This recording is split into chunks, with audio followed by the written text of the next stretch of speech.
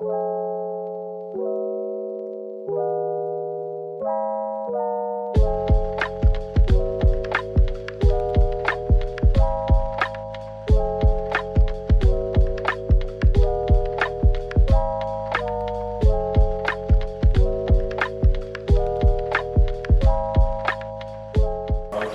A.S.M. Shiamuddin, Triple Department, Director CT. Mohammad গুলাম সুলতানি ফকির, আমি convenor হিসাবে আছি। মোহাম্মদ আব্দুর রাজ্জাক, উপ-উপাচার্য হিসাবে আছি। আসসালামু আলাইকুম, Sirajul Monira, director language centre. আমরা প্রথমেই শুরু করবো কোরআন তেলাওয়াত দিয়ে, তারপরে কিছু বেসিক ইনস্ট্রাকশন আছে, আপনারা খুব সুন্দরভাবে সেগুলো শোনার চেষ্টা করবেন। السلام عليكم ورحمة الله وبركاته. أعوذ بالله من الشيطان الرجيم. بسم الله الرحمن الرحيم.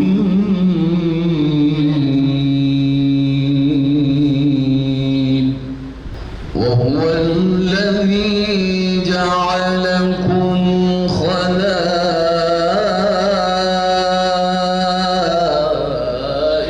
الأرض ورفع بعضكم فوق بعض صدق الله العلي العظيم.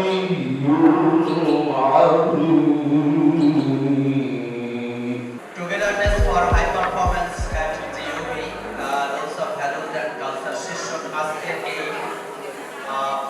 ওয়ার্কশপের সঞ্চালক প্রধান পৃষ্ঠপোষক রেল বিশ্ববিদ্যালয়ের মাননীয় উপাচার্য অধ্যাপক ডক্টর গোলাম সান্নারি ফকির, আমাদের মধ্যে উপস্থিত আছেন কোষাধ্যক্ষ doctor Mohammad Faizur Rahman sir, distinguished professor বৃন্দ, সম্মানিত বিভাগীয় প্রধানগণ এবং আমাদের প্রাণপ্রিয় সকল সহকর্মীবৃন্দ। আগামী দিনে উন্নত থেকে উন্নততর পজিশনে নিয়ে যাওয়ার জন্য আমাদের সকলের সামষ্টিক যে প্রচেষ্টা সেটি করতে হলে পরে কি কি বিষয়ে আমাদেরকে দিক নির্দেশনার প্রয়োজন আছে, কি কি বিষয়ে আমাদেরকে খেয়াল রেখে সামনে চলতে হবে, সেই সমস্ত বিষয় নিয়ে বিস্তারিত যে বিভিন্ন ধরনের এক্সারসাইজ এবং আলোচনা এবং আমাদের যে ফিডব্যাক সেগুলি নিয়ে এই 2 দিন ব্যাপী আলোচনা হবে। আমি ধন্যবাদ জানাই মাননীয় ভাইস চ্যান্সেলরকে, সিটের টিমের সকল সদস্যকে এবং বিশ্ববিদ্যালয়ের কোর স্ট্র্যাটেজি কমিটির সকল সদস্যকে এই ধরনের একটা মহতী উদ্যোগ নেওয়ার জন্য। এটিও গ্রিক বিশ্ববিদ্যালয়ের অন্যতম একটি ব্যতিক্রমধর্মী বৈশিষ্ট্য। আজ আমরা সকলে মিলে একত্রিত হয়ে পার্টিসিপেটরি ওয়েতে চিন্তা চেতনা করি। তো আমি বক্তব্য বাড়াবো না, শুধু এতটুকু বলবো, সামনের দিনে আমরা সিনসিয়ারিটি মেনটেন করে চলবো, কমিটেড হয়ে কাজ করব, আমরা ইনক্লুসিভিটিকে প্রদর্শন করব, ইন্টিগ্রিটিকে মেনে চলবো। সামনের দিনে আমরা প্রোঅ্যাক্টিভ হয়ে সকলে কালেকটিভ এফোর্ট দেওয়ার জন্য যে সমস্ত কর্মকাণ্ড তার সাথে সংযুক্ত থাকবো। এই বিশ্ববিদ্যালয়ের সর্বাঙ্গীন সফলতা কামনা করে এবং এই ওয়ার্কশপের শুভ কামনা করে আমি আমার বক্তব্য শেষ করছি। আসসালামু আলাইকুম। আজকে আমাদের একটা উদ্দেশ্য আছে, টুগেদারনেস মানে একত্রে হয়ে আমাদের কি করে ডেভেলপমেন্টের জন্য আমরা যেতে পারি, ফর মোর ডেভেশন। এর একটা মূল এই ধরনের মানসিকতা, বিভিন্ন ধরনের এক্সারসাইজ করা হবে 2 দিনের ওয়ার্কশপে। ডেফিনেটলি এটা আমাদের ভ্যালু অ্যাড করবে ইউনিভার্সিটিতে। আমি মনে করি সবাই সুন্দরভাবে আমরা এনজয় করি, আমাদের সাফল্য কামনা করছি এবং আমরা আশা করি আপনারা ভালো কিছু আমি শুধু একটু বলতে চাই, বারাক ওবামার মতো yes we can, end result of today এবং ইনশাআল্লাহ গ্রিন বিশ্ববিদ্যালয়কে আমরা 1 নম্বরে নিয়ে যাই।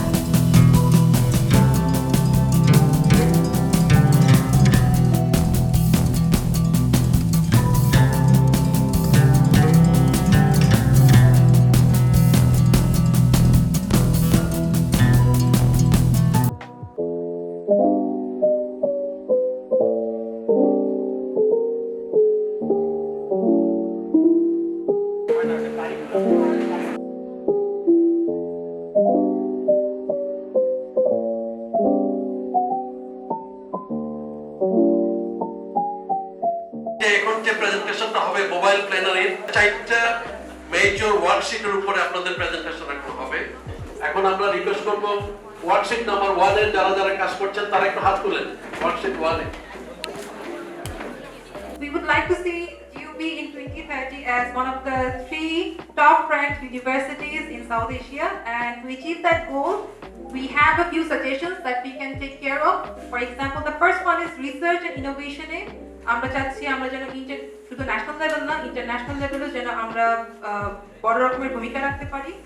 দ্বিতীয় আমাদের পয়েন্ট দেওয়া হয়েছে ইন্টারন্যাশনাল অ্যাক্রিডিটেশন এন্ড কোলাবোরেশন আমাদেরকে আরো এক্সটেন্ড করতে হবে এবং এটা ইন্টারন্যাশনাল লেভেলে নিয়ে যেতে হবে। পাশাপাশি পিএইচডি কোর্সেস যেন আমরা রান করতে পারি, আমরা সেটা দেখতে চাই 2030 এর মধ্যে। 5 নম্বর পয়েন্টে আমরা রেখেছি residential facilities for faculties, students and staff. আমরা চাইবো দেখতে যে আমাদের স্টাফ, স্টুডেন্টস এবং ফ্যাকাল্টি মেম্বারসদের জন্য রেসিডেন্সিয়াল ফ্যাসিলিটিস গ্রো করুক বাই 2030। আমাদের আরো একটি পয়েন্ট ছিল যে আমাদের teaching, learning and research environment এমন হবে so that we can face the challenges of the 21st century. কিছু পয়েন্ট আরো আছে যেটা আমরা সেটা লিখে শেষ করতে পারিনি, বাট আমি যাওয়ার আগে বলে দিতে চাচ্ছি। আমরা চাইবো international recognition and awards for social contribution. এটা আমাদের ফ্যাকাল্টি মেম্বারদের তরফ থেকেও, স্টুডেন্টদের তরফ থেকেও তারা যেন এমনভাবে আমাদের গ্র্যাজুয়েটস যারা তৈরি হচ্ছেন, আমাদের ফ্যাকাল্টি মেম্বার যারা আছেন, তারা যেন সোসাইটিতে এভাবে কন্ট্রিবিউট করে, এমন গ্র্যাজুয়েটস তৈরি করে বা নিজেরাও এতটাই আইডিয়াল এবং আদর্শ ব্যক্তিত্ব হন যে তাদের জন্য তারা রেকগনিশন পাবেন ন্যাশনালি এবং ইন্টারন্যাশনালি, এবং তাদের এই কন্ট্রিবিউশন গুলো অ্যাকনলেজ হবে ন্যাশনালি এবং ইন্টারন্যাশনালি। বেসিক্যালি আমাদের প্রথম উদ্দেশ্য হলো আমরা 2030 তে গ্রিন ইউনিভার্সিটিকে কোথায় নিয়ে যেতে চাই। প্রথম টার্গেট হলো ওয়ার্ল্ড ক্লাস ইউনিভার্সিটিতে পরিণত করতে চাই।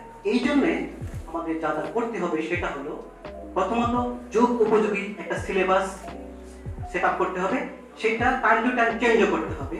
নাম্বার 2, আমরা একটা রিসার্চ সেন্টার করতে চাই ওয়ার্ল্ড ক্লাস, যেখানে all state of arts equipment থাকবে, প্লাস এখানে ওয়ার্ল্ড বেসড স্কলার থাকবে। এখানে আমরা রিসার্চ স্টুডেন্ট ভর্তি করব, নট গ্রাজুয়েট। কিছু পরিমাণ রিসার্চ স্টুডেন্ট ভর্তি করব যারা শুধু রিসার্চ করবে, প্লাস পাশাপাশি তারা পিএইচডি ডিগ্রি কিংবা এমএস ডিগ্রি নেবে, এবং এখান থেকে ওয়ার্ল্ড ক্লাস রিসার্চ ফাইন্ডিংস বেরিয়ে আসবে, যার দ্বারা আমাদের ইউনিভার্সিটির র্যাঙ্কিংকে ওয়ার্ল্ড ক্লাসে নিয়ে যাবে। এবং সেকেন্ডলি আরেকটা কথা বলতে চাই, আমরা একটা ইম্প্যাক্ট ফ্যাক্টর যুক্ত জার্নাল ওপেন করতে চাই, যে কিনা আমাদের ইউনিভার্সিটি র্যাঙ্কিংকে সত্যিকার অর্থে টপ র্যাঙ্কিংয়ে নিয়ে যাবে। শুধু মুখে বললেই তো আর ওয়ার্ল্ড ক্লাস কিংবা এশিয়ার বেস্ট ইউনিভার্সিটি হতে পারবে না। আরেকটা কথা হলো, যেটা আমাদের ভিসি স্যার সবসময় বলে থাকেন, টিচিং, লার্নিং আর রিসার্চ এনভায়রনমেন্ট হতে হবে সবচেয়ে ফ্রেন্ডলি, যাতে আমাদের নলেজ ট্রান্সপোর্টেশনটা সবচেয়ে স্মুথলি হয়। ওয়ার্ল্ড ক্লাস টিচার টিচিং দিবে এবং সেই নলেজটা যেন স্টুডেন্টরা স্মুথলি অ্যাকসেপ্ট করতে পারে, এরকম একটা এনভায়রনমেন্ট এনশিওর করার জন্য আমাদের যতগুলো লজিস্টিক সাপোর্ট কিংবা আদার সাপোর্ট প্রয়োজন সব যেন স্মুথলি সেট আপ করা থাকে। আর অবশ্যই ইকো ফ্রেন্ডলি ক্যাম্পাস গড়ে তুলতে হবে, যেখানে সবকিছু হবে গ্রিন। সেটা আমরা বোর্ড ইউজ করি, সেটাও গ্রিন হতে হবে সায়েন্টিফিক্যালি। আমরা ক্যাম্পাস ইউজ করব, ক্যাম্পাসের ইকো ফ্রেন্ডলি, যেমন ধর আমাদের গার্বেজ ম্যানেজমেন্ট থাকতে হবে খুব ওয়ার্ল্ড ক্লাস, যেটা আমি বিদেশেও দেখে আসছি। এরকম একটা সেট আপ থাকলে আমি মনে করি গ্রিন ইউনিভার্সিটি টপ ক্লাসে 2030 আমরা যেতে পারবো ইনশাআল্লাহ। আমাদের প্রথম টার্গেট হলো পারফেক্ট এবং কোয়ালিটি গ্রাজুয়েট প্রডিউস করা। যদি সে পারফেক্ট এবং কোয়ালিটি গ্রাজুয়েট প্রডিউস হয়, তাহলে 90% থেকে 99% স্টুডেন্ট জব পাবে ইনশাআল্লাহ। So we have come up with some of the major points that we consider. So first of all, we need to focus that we need to have a well-articulated vision, mission and core values. These will act as a guiding stone and foundation of any university or any organization. Then our focus is high-performing academic leaders. Since we are an academic organization, so it's very important that we actually hire and we keep high-performing academicians. Then we need to have multiple collaboration, and by this we want to mean that we need to have local and international collaboration, and we need to have industry collaboration as well, because it will go a long way in the employability of our students. Then one of the major issue that we want to focus is inclusiveness. If we do not focus on inclusiveness, then an organization cannot perform in a synchronized way, and the performance cannot go up.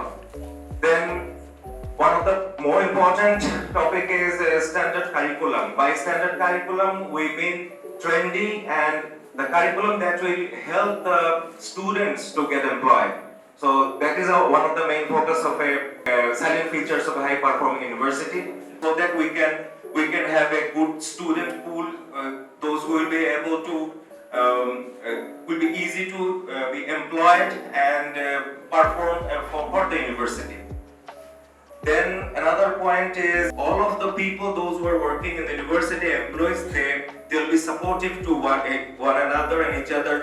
It will be vertical and horizontally they will be inclined so that the university can perform well. Then the last point is research and innovation approach. The focus should be on research and innovation so that this university can have a not only national and also the international footprint in the large arena. I think that are all points. Would you like to add something on that? আমার মনে হয় উনি ভালো করে আমাদের কথাগুলি বলেছেন। এখন কোনো কোয়েশ্চেন্স আসলে সেটা বরং আমরা উত্তর করি। আমার প্রথম প্রশ্ন হচ্ছে, এখানে বলা হচ্ছে হাই পারফর্মিং একাডেমিক লিডার্স। তো এখানে স্যার আমার প্রশ্ন হচ্ছে অ্যাডমিনিস্ট্রেটিভ লিডার্সটা কি আমাদের এই হাই পারফর্মিং ইউনিভার্সিটি যেটা আমরা কথা করছি ওখানে ওনাদের ভূমিকা কি, এটা এক। এবং 2 নম্বর হচ্ছে আমরা যে গ্র্যাজুয়েটরা প্রোডিউস করছি তাদের সোশ্যাল কন্ট্রিবিউশনটা কি হবে, এরকম কোনো পয়েন্ট কি আপনারা রেখেছেন কিনা, বা ওরা সোসাইটিতে কিভাবে কন্ট্রিবিউট করছে as human beings, as people. এই ছিল 2টা প্রশ্ন। ধন্যবাদ। Thank you. আমরা যেটা চিন্তা করছি যে লিডারশিপের যে ব্যাপারটা থাকে, যে লিডারশিপ নরমালি বলতে আমরা যেটা করছি the person who has people beneath them, ওরা হচ্ছে লিডারশিপ রোল প্লে করে। সো যে পজিশনে আছে তার যদি একটা দুটো পজিশন নরমাল অর্গানাইজেশন হয়, একটা হচ্ছে স্পেশালিস্ট রোল, একটা হচ্ছে লিডারশিপ রোল। তো those having the leadership role, তাকে রোল প্লেটা করতে হবে অ্যাজ এ লিডার। এন্ড যে কেউ এটা not only academicians, it can go, এটা একাডেমিক রোল ছাড়াও তার লিডারশিপ রোল থাকতে পারে, সে অ্যাডমিনিস্ট্রেশনে বসেও সে লিডারশিপ রোল প্লে করতে পারে। ঠিক আছে। আর নাম্বার 2টা যদি আমরা ঠিকমতো বুঝে থাকি যে আমার স্টুডেন্টরা কি রোল প্লে করবে, স্টুডেন্টরা কি রোল প্লে করবে, দ্যাট লার্জলি ডিপেন্ডস অন আমি ওকে কিভাবে পড়িয়েছি, আমরা কতখানি তাদের আমার কারিকুলামে কতখানি কি ছিল, আমি তাকে কতখানি এথিক্যাল বিইং বানাতে পারতেছি। দ্যাট অ্যাপ্রোচ, ওই থিংকিং প্রসেসটা should come from the faculty members. ওর মাথার মধ্যে ওই সেন্সিটাইজ করতে হবে। তো সেন্সিটাইজেশনটা না আসলে ওই স্টুডেন্ট ওভাবে ভাবতে পারবে না। আমি মনে হয় আমার অ্যাপ্রোচটা এরকম ছিল। এখানে আরেকটা পয়েন্ট আমরা অ্যাড করতে চাই। এখানে আমরা অলরেডি প্রথমে পয়েন্টেই বলেছি well articulated vision, mission and core values, যার মধ্যে আমাদের গ্র্যাজুয়েটটা কি হবে এটা কিন্তু আমাদের ভিশনের মধ্যে বা মিশনের মধ্যে স্পষ্ট করে বলে দেওয়া আছে যে আমাদের জিওবি থেকে যে গ্র্যাজুয়েট যারা বের হবে তাদের কোয়ালিটি কি হবে, তারা কিভাবে সোসাইটিতে সার্ভ করবে। Our first point is professional mindset. So আমরা যদি আমাদের কাজে প্রফেশনাল না হই তাহলে আসলে আমরা হাই পারফর্মিং এমপ্লয়িজ হতে পারবো। So that was our first point. Then our second point is proactiveness and dedication. আমার কাজে আমাকে প্রোঅ্যাক্টিভ হতে হবে, আমাকে যে কাজটা করতে দেওয়া হবে সেটা যদি আমি নিজে থেকে না করতে চাই, আমার মধ্যে যদি ডেডিকেশন না থাকে, আমার অর্গানাইজেশন কিন্তু হাই পারফর্মিং এমপ্লয়িজ পাবে না। সো আমার মধ্যে থেকে প্রোঅ্যাক্টিভনেসটা আসতে হবে এবং ডেডিকেশনটা থাকতে হবে।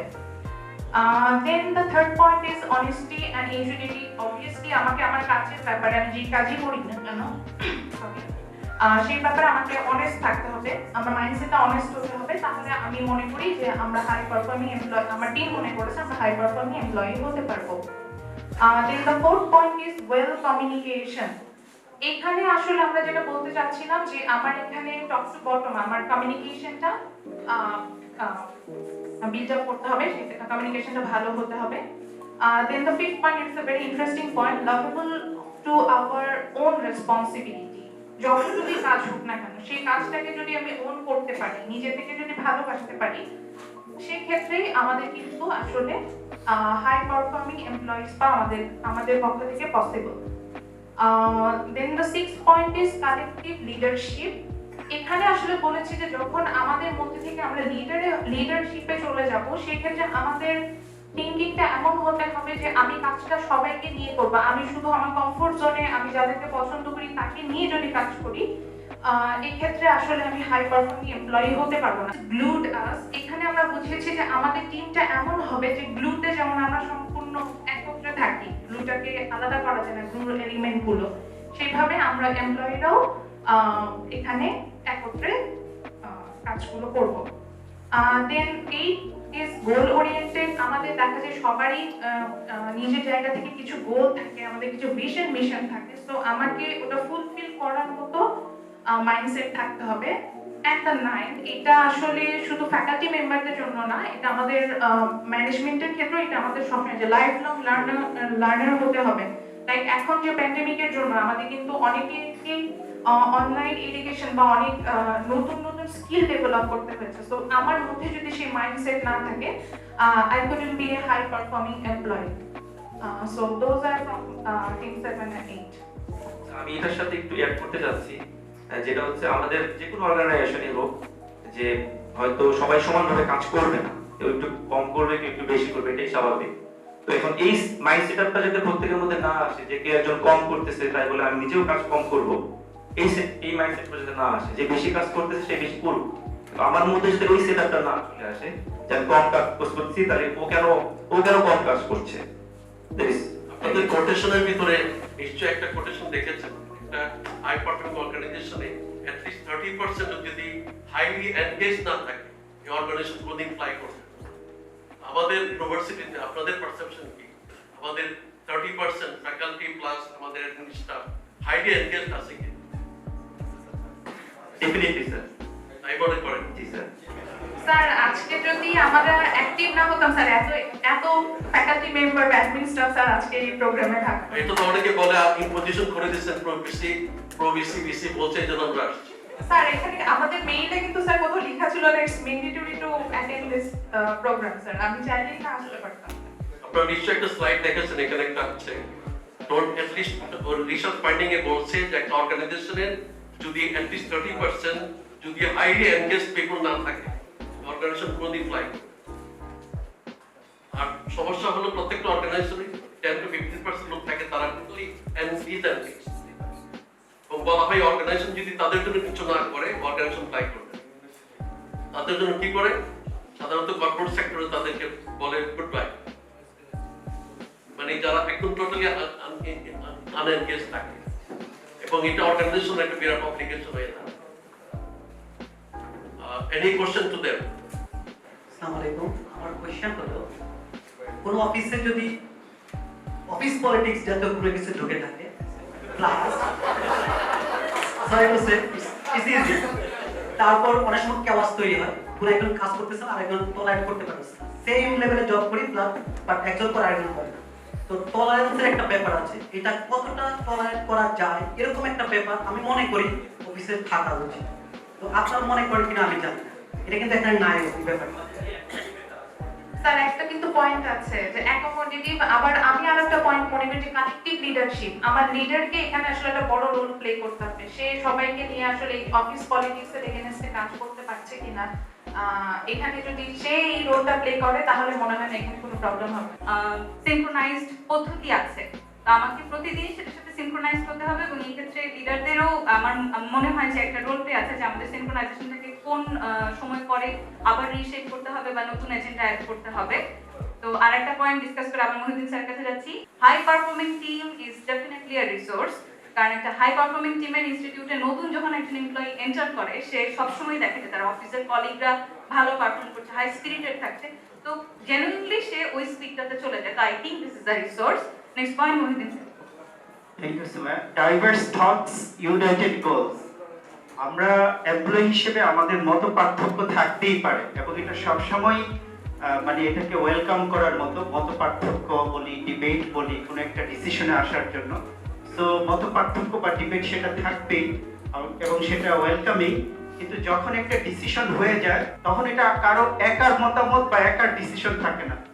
যখন আমার মানে কি বলবো, আমার মতামত ভিন্ন হওয়ার সময় ছিল, সেটা তো ছিল একটা সময়, when it is decided that it is my decision, তখন পুরো টিমের সাথে নিজেকে মানে অ্যাডজাস্ট করে নেওয়া, দ্বিতীয়টা হচ্ছে constructive feedback. Okay, feedback is okay, but what we need constructive feed forward. কনস্ট্রাকটিভ ফিডব্যাকের মধ্যে ফিড ফরওয়ার্ড আছে। ফিডব্যাক নিয়ে তো আমরা কাজ করি, কিন্তু আমি সবাইকে অনুরোধ করব ফিড ফরওয়ার্ড নিয়েও একটু যদি আমরা দেখি, ঘাটাঘাটি করি। এখন ফিড ফরওয়ার্ড অ্যাপ্রিশিয়েবল। আসলে ফিডব্যাকের মধ্যে কিছু নেগেটিভ কথা থাকে, কিন্তু feed forward always inspiring, always encouraging, showing someone the future. So ফিডব্যাকের চেয়ে ফিড ফরওয়ার্ড কাজ করে, আর কনস্ট্রাকটিভ ফিডব্যাকের মধ্যে ফিড ফরওয়ার্ড আছে। Thank you sir. আমাদের নেক্সট পয়েন্ট ছিল ইনোভেশন অ্যান্ড ক্রিয়েটিভিটি। অবশ্যই এটা কর্মক্ষেত্রে এমপ্লয়ীদের ভিতরে দরকার, কারণ এটা আমরা যত বেশি ডেইলি লাইফে নিজেদের জন্য প্র্যাকটিস করবো, for my academic and for my professional practice, আমার স্টুডেন্ট সেক্টরটাকেও সেটা লাভ করবে। তো আমার মনে হয় পয়েন্টটা স্টুডেন্ট টিচার দুইজনের জন্যই ইকুয়ালি অ্যাপ্লিকেবল। তারপর এমপ্লয়ি রিটেনশন আছে, যে একজন এমপ্লয়ি যদি একটা প্রতিষ্ঠানে দীর্ঘ সময় ধরে কাজ করতে পারে, তাকে যদি প্রতিষ্ঠান সেই সুযোগ সুবিধা এবং পরিবেশটাকে অ্যাসিওর করে, তার যদি নিজের উইল পাওয়ার থাকে, তাহলে সে দীর্ঘ ফাইন্ড আউট করতে পারে, রাদার দেন একই সাথে কম্পেয়ার করলে বারবার জব ফ্লাকচুয়েট করলে কিন্তু এটা হচ্ছে না। তো employee retention, this is important for the longevity of good service. University হোক অথবা যে কোনো অর্গানাইজেশন হোক, তার তো একটা লক্ষ্য থাকে, মিশনের মাধ্যমে সে ভিশনে রিচ করতে চেষ্টা করবে। তো এই ক্ষেত্রে যদি কেউ নিজেকে ওখান থেকে একটু ডিটাচ রাখে, সে আমি যদি ওবি কারিকুলামের কথা বলি, সায়েন্স ফ্যাকাল্টি আগেই চলে গেছে, সোশ্যাল সায়েন্সেসে চলছে, এই সেমিস্টার থেকে আমরা আসছি, কিন্তু এখন যদি কেউ মনে করে যে না সোশ্যাল সায়েন্স এখন দরকার নেই, আমরা পরে, তো সেটা তো আসলে অর্গানাইজেশনাল স্পিরিটের সঙ্গে যাওয়া হলো না। আর আমরা এটা ভালো বোধ করি যে আমরা এই স্পিরিটের মধ্যে আছি, আর সে কারণেই সায়েন্স ফ্যাকাল্টির পরে বাকি তিনটা ফ্যাকাল্টি অলরেডি আমরা এই সেমিস্টারে চলে গেছি। সো এটা আমরা এটি মিট করতে চেয়েছি, সামারাইজ করতে চেয়েছি যে অর্গানাইজেশনাল স্পিরিটের সঙ্গে আমাদের যেতে হবে। যে আমরা তো প্রচুর ইনোভেশন এন্ড ক্রিয়েটিভিটি এই কথাগুলো প্রায় বলে থাকি, তো আমাদের ইউনিভার্সিটি পার্সপেক্টিভ আসলে আমি ক্রিয়েটিভিটিটাকে এনহ্যান্স করার জন্য কি করতে পারি truly? Thank you sir for the question.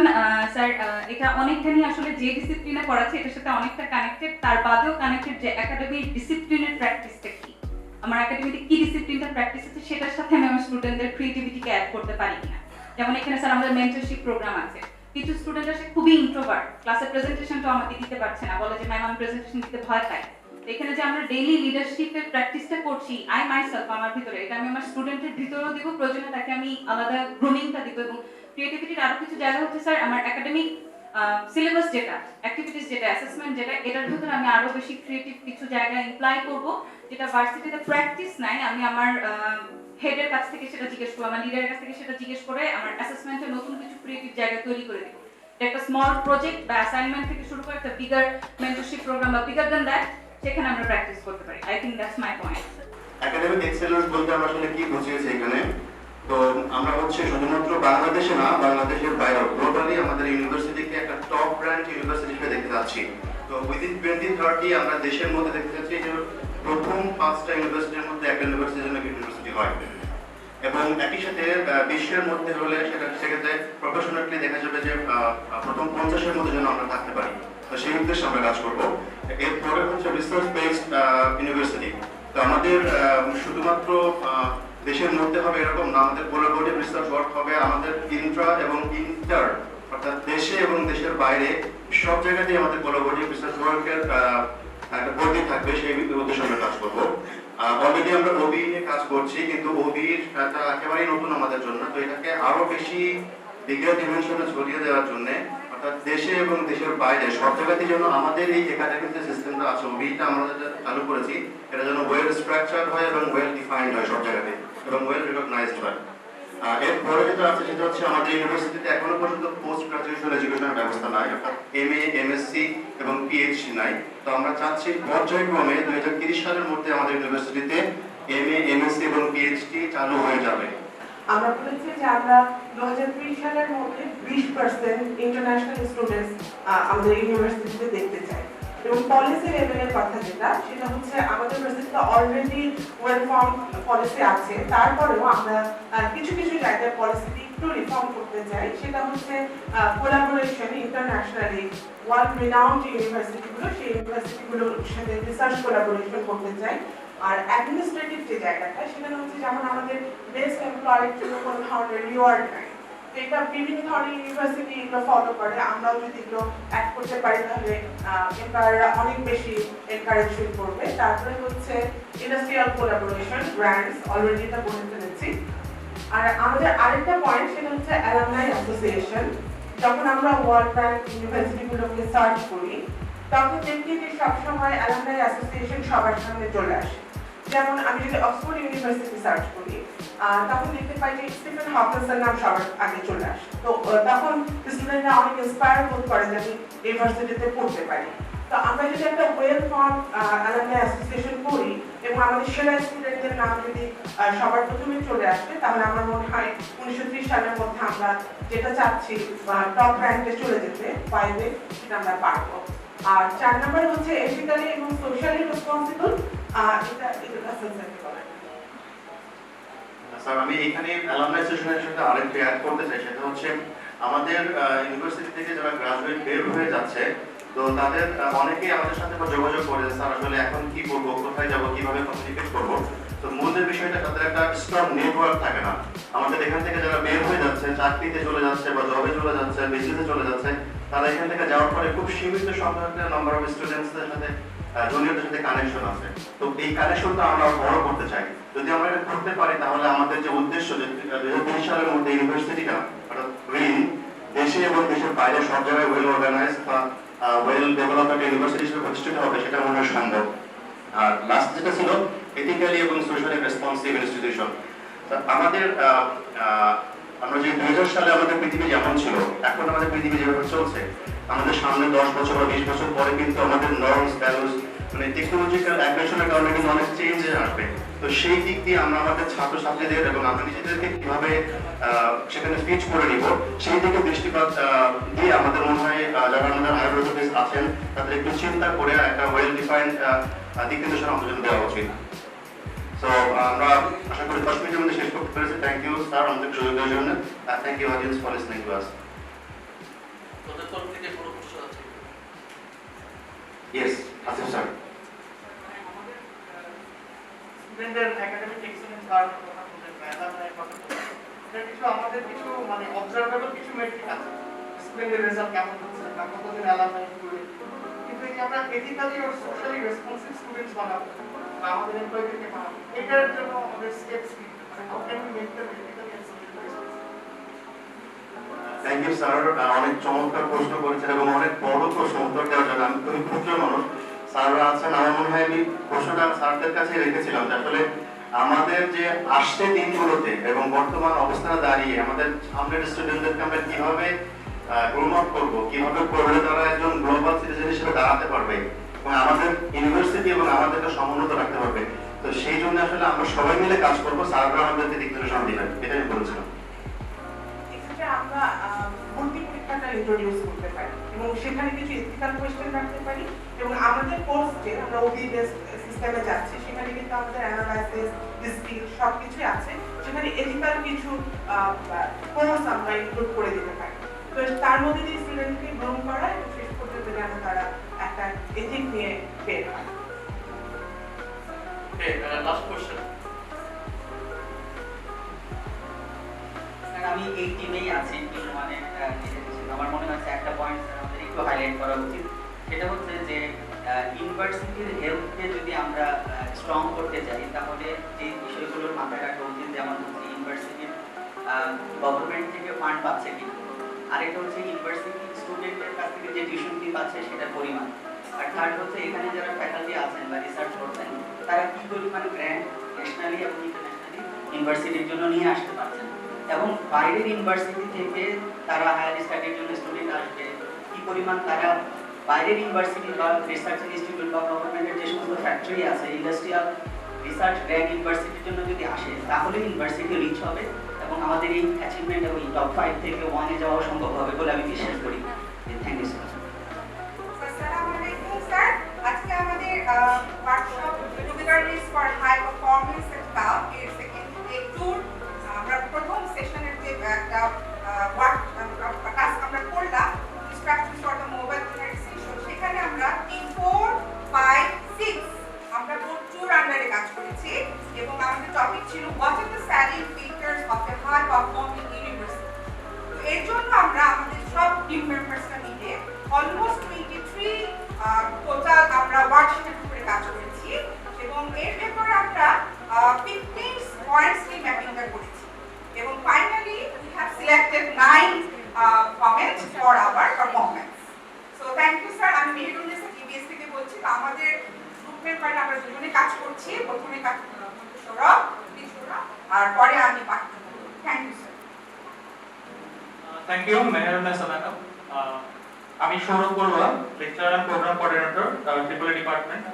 So আমাদের টিমের আজকের যেই পয়েন্ট, আমরা 8টা পয়েন্ট সিলেক্ট করেছি। আমরা 23 সাজেশনস ছিল আমাদের বোর্ডে, এর মধ্যে আমরা 15 পয়েন্টস আমরা ওভারঅল গ্রুপে আমরা সিলেক্ট করেছি এবং এর মধ্যে থেকে আমরা টোটাল 9টা পয়েন্টকে আমরা অ্যাড্রেস করলাম এখানে। সো এখানে প্রথমটা যদি আমি বলি, state of the art curriculum. So আমরা কেন এটা লিখলাম যে state of the art curriculum? তো আমরা এটা দ্বারা আসলে যেটা বোঝাতে চাচ্ছি সেটা হচ্ছে আমাদের একটা ইউনিভার্সিটির যে কারিকুলামটা থাকবে সেটা অবশ্যই জব মার্কেট রিলেটেড হতে হবে এবং অবশ্যই এটাকে আমাদের যে latest technology and different education আছে সেটার সাথে অবশ্যই মার্চ থাকতে হবে। যেমন if I talk about the 4G technology, then 4G technology for 5G আছে। সো আমাদের স্টুডেন্টদের যদি শুরু থেকে যদি 5G টেকনোলজি সম্পর্কে যদি জ্ঞান নিয়ে না দেয় তাহলে তারা জব মার্কেটে কম্পিটেন্ট হতে পারবে না, কম্পিট করতে পারবে না। সো এটা একটা এক্সাম্পল দেওয়া যায়। এরপর 2 নম্বর পয়েন্ট যেটা আমরা বলতে চাচ্ছি সেটা হচ্ছে proper infrastructure and environment. So here proper infrastructure means that একটা যদি হাই পারফর্মিং অর্গানাইজেশন বা ইউনিভার্সিটি থাকে, সো এটা যে ইনফ্রাস্ট্রাকচার ডেভেলপমেন্ট, যে ইনফ্রাস্ট্রাকচারটা স্টুডেন্টদের মেধা এবং মননের বিকাশ ঘটাবে, যেমন একটা ভালো লাইব্রেরি, একটা ক্লাসরুম, ভালো ক্যাম্পাস, প্লেগ্রাউন্ড। সো এই ধরনের অর্গানাইজেশনটা যদি আমাদের স্টুডেন্টদের জন্য ভালোমতো ডেভেলপ করা যায় তাহলে আমাদের লার্নিং এনভায়রনমেন্টটা, যেটা আমি এনভায়রনমেন্ট বলতে অ্যাকচুয়ালি লার্নিং এনভায়রনমেন্ট আমরা বলছি, এটা আরো সাপোর্টিভ হবে for teachers, faculty members and all the members of the high performing university. এরপর যেটা বলছি সেটা হচ্ছে competent faculty members and staffs. So একজন কম্পিটেন্ট ফ্যাকাল্টি মেম্বার বলতে আমরা বোঝাচ্ছি একজন ভালো ফ্যাসিলিটেটর। সো একজন ভালো ফ্যাসিলিটেটর অবশ্যই একটা স্টুডেন্টকে যথেষ্ট পরিমাণ সাপোর্ট দিতে পারবে, তার লার্নিংটা যেন প্রপার হয় এবং সেটা যেন আউটকাম বেসড হয় এবং প্রতিটা সেশনে যেন তার লার্নিং আউটকামটাকে মেজার করা যায়। এভাবে যদি আমাদের একজন কম্পিটেন্ট ফ্যাকাল্টি মেম্বার যদি আমরা গড়ে তুলতে পারি তাহলে আমাদের অর্গানাইজেশনটা হাই পারফর্মিং হবে এবং অবশ্যই তার স্টাফ যারা এই অ্যাডমিনিস্ট্রেটিভ সাপোর্টটা দিয়ে থাকেন সেটা। এরপর আছে রিসার্চ এন্ড ইনোভেশন, 4 নম্বর point. So research and innovation is very very important for a high performing university because research is means that আমি যদি প্রতিটা বছর যদি আমার জ্ঞানটাকে যদি আপডেট না করি, so how my students will learn from me. So I think that research এবং ইনোভেশনের ক্ষেত্রে যদি ক্রিয়েটিভ একটা মেন্টালিটি যদি আমরা তৈরি করতে না পারি, এটা আমাদের স্টুডেন্টদেরকে মডার্ন টেকনোলজির সাথে এবং মডার্ন যুগের সাথে কম্প্যাটিবল করে তুলবে না। তো এই কারণে আমরা 4 নম্বর পয়েন্টটা রেখেছি রিসার্চ এন্ড ইনোভেশন। সো আমি মেহেরুন্নেসা ম্যাডামকে রিকোয়েস্ট করব ভিশনারি লিডারশিপ থেকে উনি যদি একটু এক্সপ্লেইন করেন। That's all from my part. Thank you. High performing employees of GOB. তো আমরা ওখানে অনেকগুলো শীট থেকে ম্যাপিং করে কয়েকটা পয়েন্ট সামারাইজ করছি এবং এইভাবেই আমরা এগুলোর একটা এক্সপ্লেনেশন রেডি করছি যেটা আমরা এখন প্রেজেন্ট করব। তো শুরুতেই আমাদের মেহেদি স্যার কয়েকটা পয়েন্ট এক্সপ্লেইন করবে, then I will explain later. Thank you. প্রথমে আমরা 1 নম্বরে দিয়েছি টিম ওয়ার্ক এন্ড ক্রিয়েটিভিটি। তার একে মানে 10 লাঠি একের বোঝা, একা একা যদি কেউ কাজ করার চেষ্টা করে, বিশেষ আর বিরাট পাথর করতেছে, আমরা ঘুমাইলাম যেগুলো বেশি বেতন নেই কাজ করুন, আমার তাতে কি? তো এইভাবে হবে না স্যার, মানে ইচ অ্যান্ড এভরিবডিকে অ্যাক্টিভ হতে হবে। টিমওয়ার্ক না করলে নাথিং টিমওয়ার্ক ছাড়া কোনো কিছু হবে না। আমাদের টিমওয়ার্কের মাধ্যমে স্যার আমাদেরকে এগিয়ে যেতে হবে এবং টিমওয়ার্কের মাধ্যমে আমাদের ক্রিয়েটিভিটি আসবে। একক মাথায় ক্রিয়েটিভিটি আসবে না এবং আপনার কম আসবে। Secondly sir excellence in research and innovation. University শুধু জ্ঞান বিতরণের জায়গা না, জ্ঞান তৈরির জায়গা হলো একটা ইউনিভার্সিটি। যদি আমরা একটা ভালো রিসার্চ মানে ওয়ার্ক করতে পারি, ভালো রিসার্চ যদি হয়, একটা ইউনিভার্সিটিকে, একটা সমাজকে, একটা রাষ্ট্রকে, গোটা পৃথিবীকে চেঞ্জ করে দিতে পারে একটা ভালো রিসার্চ ওয়ার্ক। তাহলে আমাদের এই রিসার্চ ওয়ার্কটা যেন আমাদের ফ্রুটফুল হয় এবং হয় স্যার সেদিকে আমাদের খেয়াল রাখতে হবে। আমি টিম ওয়ার্ক সম্পর্কে একটা কোটেশন বলতে চাচ্ছি যে individually we are each one bill but together we are each one colour but together we make a rainbow. তো আমরা ইন্ডিভিজুয়ালি আসলে একা কোনো কাজকে ফুলফিল করতে হলে আমাদেরকে টিমের অবশ্যই সাহায্য নিতে হবে। ফর এক্সাম্পল আমরা যদি মৌমাছির চাকের কথা চিন্তা করি যে একটা মধু কিন্তু ইন্ডিভিজুয়ালি মধু কালেক্ট করে না, একটা মৌমাছি পোকা অনেকগুলো মৌমাছির কম্বিনেশন ওয়ার্কের ফলে কিন্তু আমরা আলটিমেটলি মধুর যে আমরা সংগ্রহ করি মধুর চাকটা পাই। অলরেডি আমাদের মেহেদি স্যার প্রথম 3-4টা পয়েন্ট এক্সপ্লেইন করছে, তো আমি পরের থেকে বলতে চাচ্ছি যে মিউচুয়াল রেসপেক্ট এন্ড ট্রাস্ট। আমরা যদি আমাদের কোয়ার্কারের প্রতি মিউচুয়াল রেসপেক্ট এবং ট্রাস্ট না রাখতে পারি তাহলে আমাদের ওই কাজটা ফুলফিল হবে না। ফর এক্সাম্পল আমার যে বস একটা অর্গানাইজেশনে এরকম বিভিন্ন স্টেপ থাকে, আমরা এক একটা লিডারের আন্ডারে কাজ করি, আমাদের নিচে আবার লিডার থাকে, এরকম এক একটা ডিভিশন থাকে। তো আমার বস যদি আমাকে কোনো একটা কাজ অ্যাসাইন করে সে যদি আমাকে আমার উপর ট্রাস্ট না রাখতে পারে, সে যদি নিশ্চিন্ত না হতে পারে তাহলে সেখানে আমরা ভালো একটা আউটপুট আশা করতে পারি না। কারণ তার যদি আমার প্রতি এইটুকু ট্রাস্টই না থাকে যে আমি তার উপর কাজটা অ্যাসাইন করলাম, আমার কাজটা আসলে সে পারফেক্টলি ফুলফিল করতে পারবে কিনা। সো এরকম আমাদের হাই পারফর্মিং যা এমপ্লয়ি হতে হলে অবশ্যই পরস্পরের প্রতি মিউচুয়াল রেসপেক্ট এবং ট্রাস্ট থাকতে হবে। লাস্ট আমাদের যে পয়েন্ট ছিল ethically driven and socially responsible. একটা ইউনিভার্সিটি আমাদের ইউনিভার্সিটিতে আমাদের যে গ্র্যাজুয়েটটা বের হবে তো তারা আলটিমেটলি আমাদের থেকে শিখবে। তো আমরা যদি ইথিক্স ঠিক না রাখি, আমরা যদি ইথিক্যালি ড্রাইভেন না হই, আমরা যদি সোশ্যালি রেসপন্সিবল না হই তাহলে আমাদের গ্র্যাজুয়েটসরা আমরা যাদের শিক্ষা দিব তারা কি শিখবে। তো অবশ্যই আমাদেরকে আগে সোশ্যালি রেসপন্সিবল হতে হবে, আমাদের যতগুলো রেসপন্সিবিলিটি আছে সোশ্যালি সেগুলো ফুলফিল করতে হবে, দেন আমরা আমাদের স্টুডেন্টরা আমাদের থেকে শিখতে পারবে এবং আমরা তাদেরকে একটা ভালো প্রপার এডুকেশন দিতে পারবো। Thank you.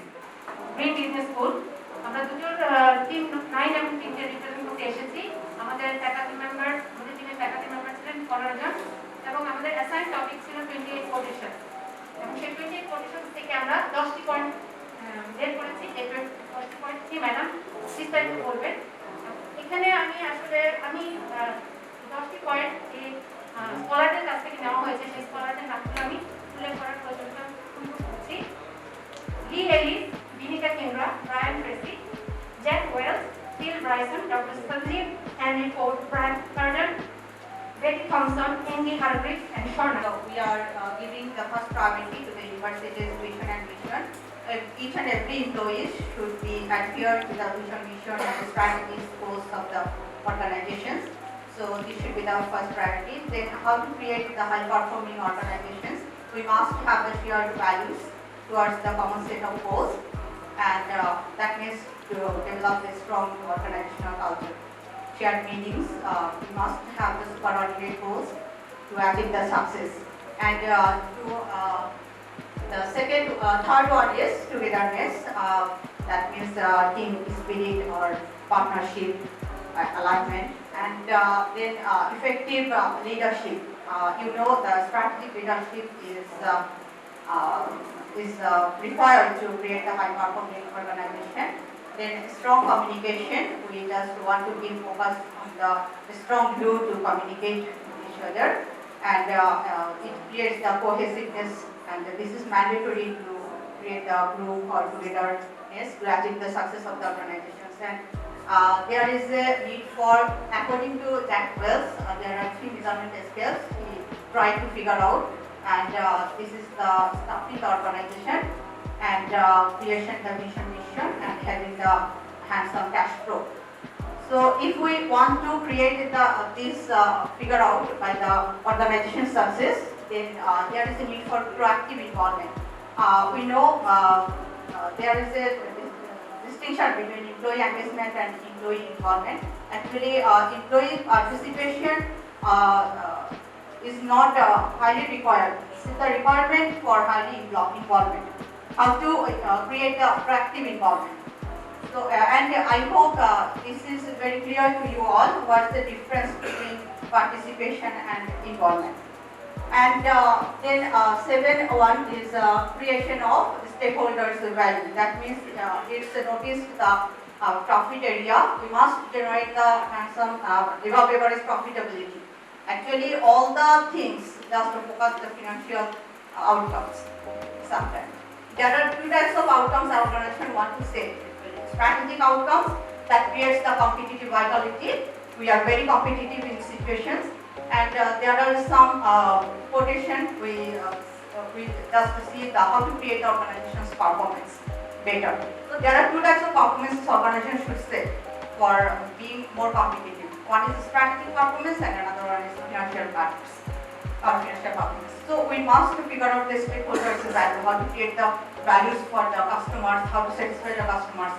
So we must create some strategies to develop to satisfy the customers. And to satisfy the customers, we must have to create the culture of appreciation and continuous improvement. And you know the total quality management or total quality circle or using the Six Sigma, we can figure out the loopholes of our organizations. And by using the continuous improvement process, which is the basic philosophy of the total quality management, continuous improvement by satisfying customers, by creating more value to the customers.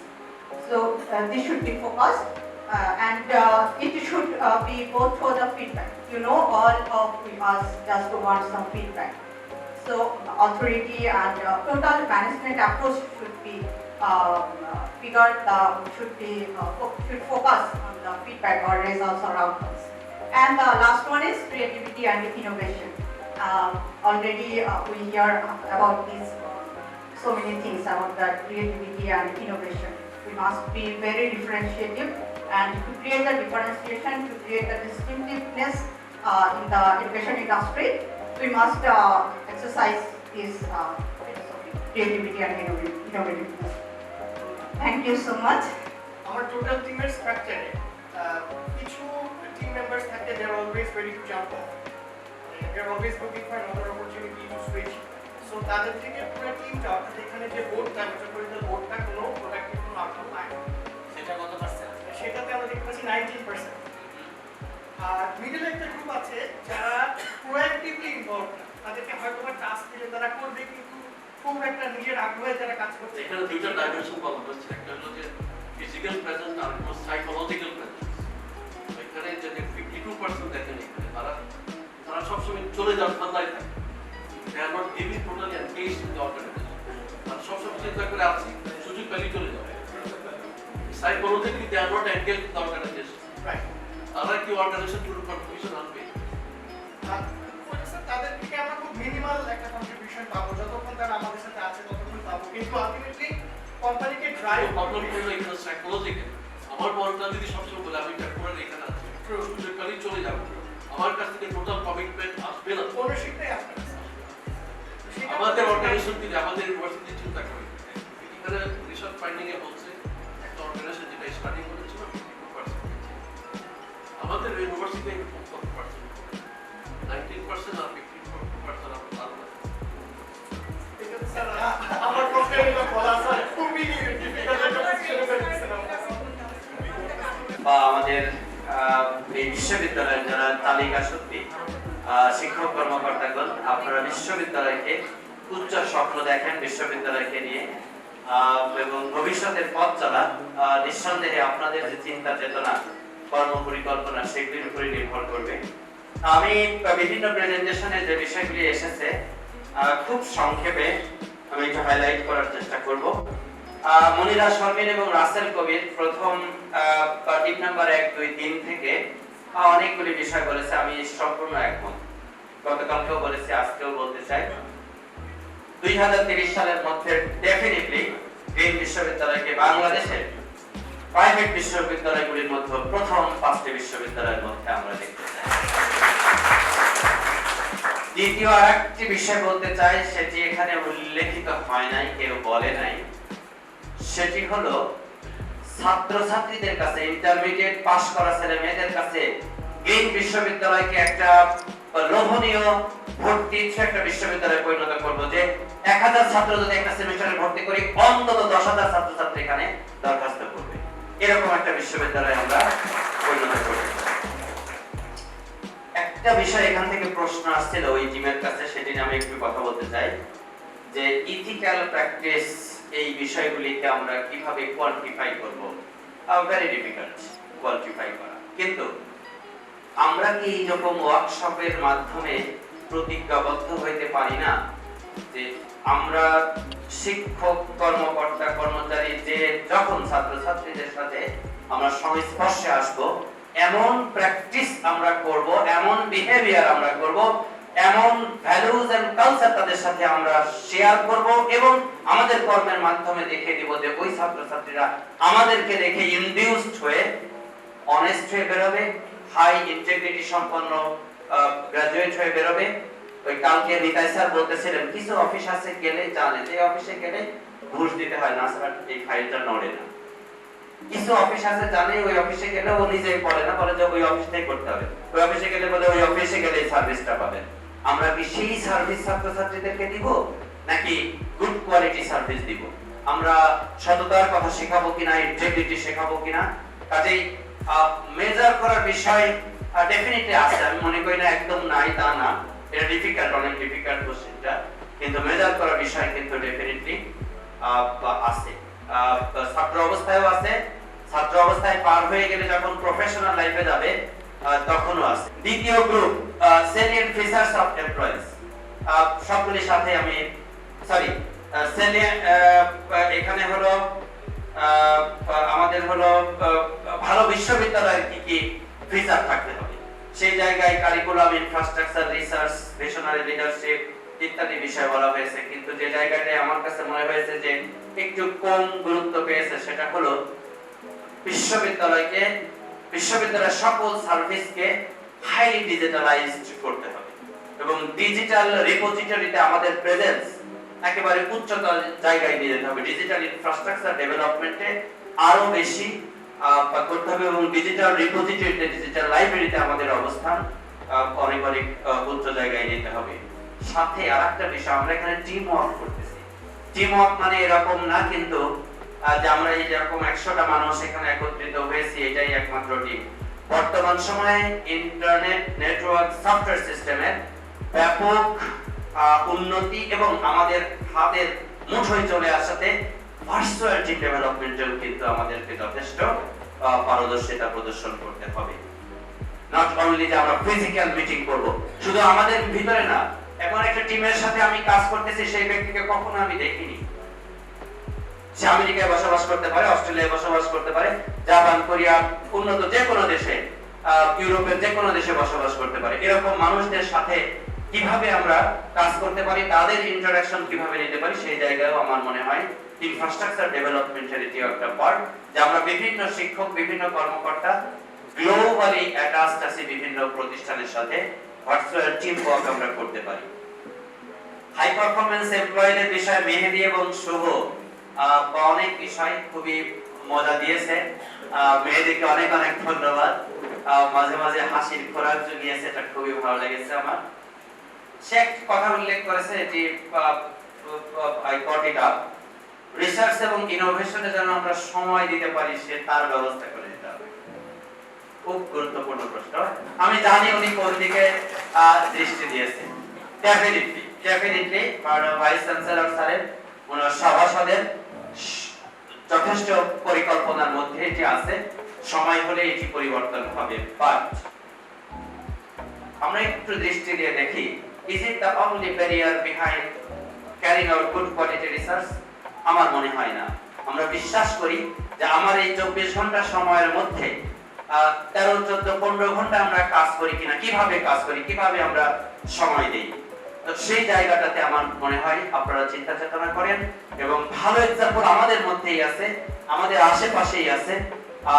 ভালো example গুলিকে আমরা সামনে নিয়ে আসি এবং সেভাবে যদি পথ চলি ডেফিনেটলি আমরা এই জায়গায় ভালো করতে পারবো। এখান থেকে একটা প্রশ্ন করছিল যে রিসার্চ এবং ইনোভেশনের বিষয়ে ফ্যাকাল্টি মেম্বার না, অফিসারদের দক্ষভাবে কোন একটা কর্ম সম্পাদন করতে হলে ইনোভেশনের প্রয়োজন আছে।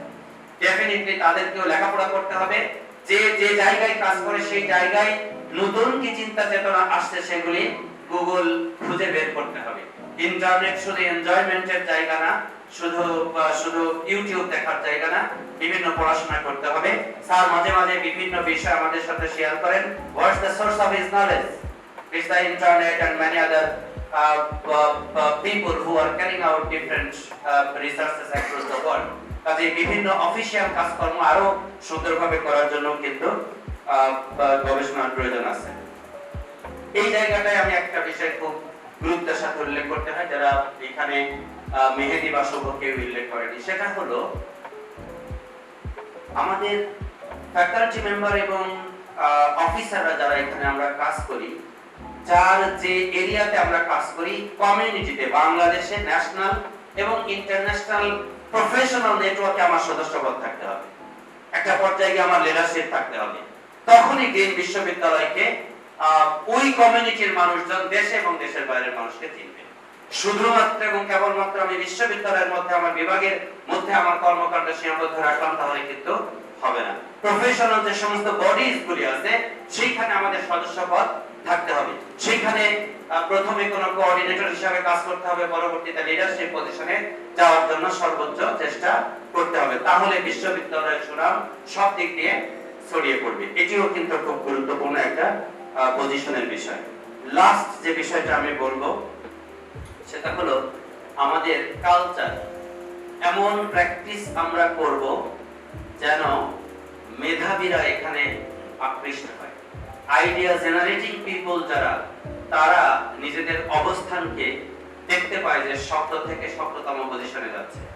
যারা ট্যালেন্টেড পিপল তাদেরকে যেন আমরা শুনি, জানি, তাদেরকে যেন আমরা অ্যাট্রাক্ট করতে পারি, এমন কালচার আমরা এই বিশ্ববিদ্যালয়ে তৈরি করব, যেন একটা গ্রুপ অফ ট্যালেন্টেড পিপল এই বিশ্ববিদ্যালয়কে সামনের দিনে পরিচালনা করতে পারে। সকলকে ধন্যবাদ।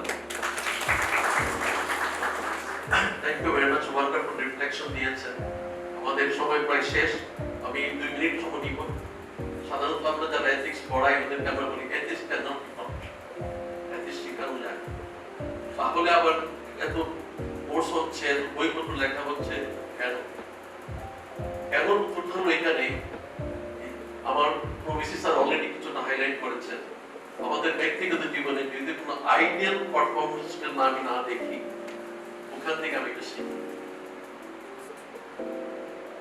আর এই আইডিয়ালগুলি তৈরি করার জন্য গ্রিন ইউনিভার্সিটি কিছু প্র্যাকটিস আছে।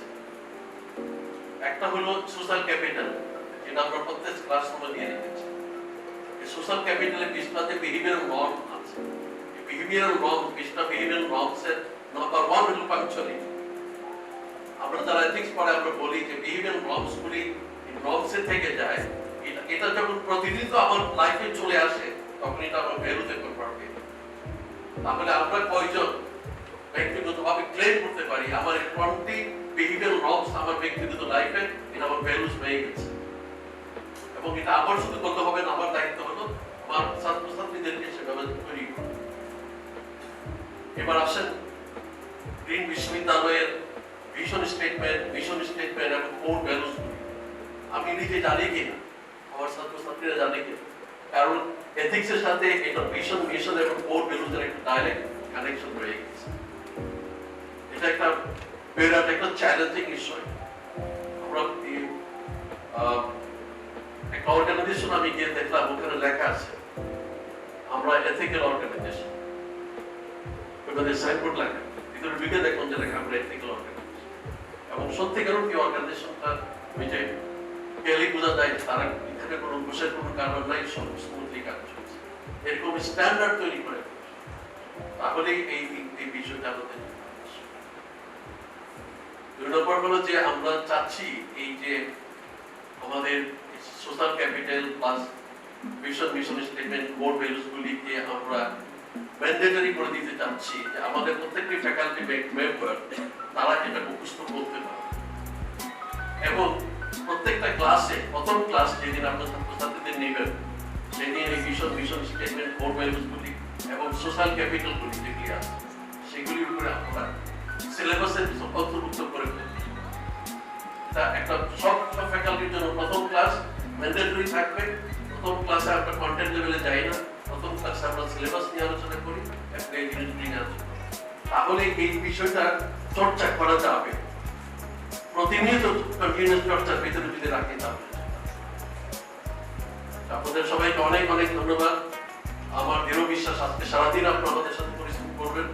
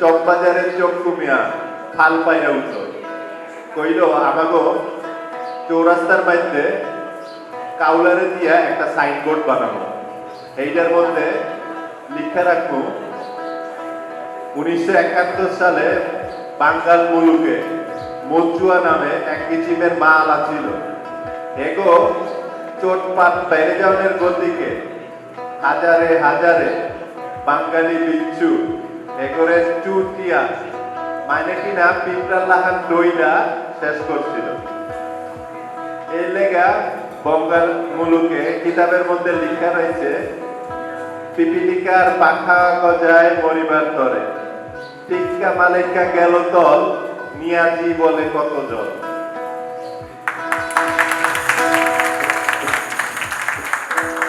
তুমি আমার চোখেতে সরলতার প্রতিমা, তোমাকে গড়ি মেঘে চুড়ে শতবার, রয়েছ তুমি বহু দূরে, আমাকে রেখে চলো না হৃদয় ভেঙে গেলে কাঁদো গীতা, লাগে না জোড়া।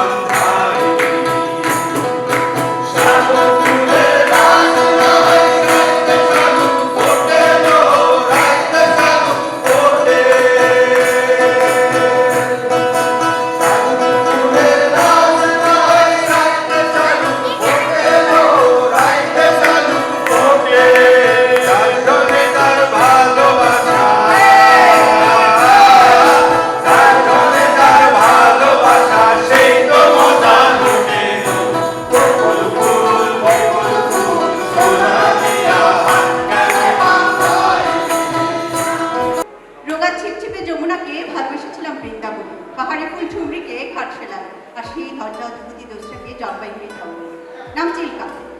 আবার বাজে কথার আড়াল তুলছ, বাজে কথা নয়, সত্যি। এভাবেই তো ভালোবাসাতে শেখা, কারা দলি কি, ওটা মাংস, ওটা গোস্তের গন্ধ, এভাবেই তো ভালোবাসাতে শেখা।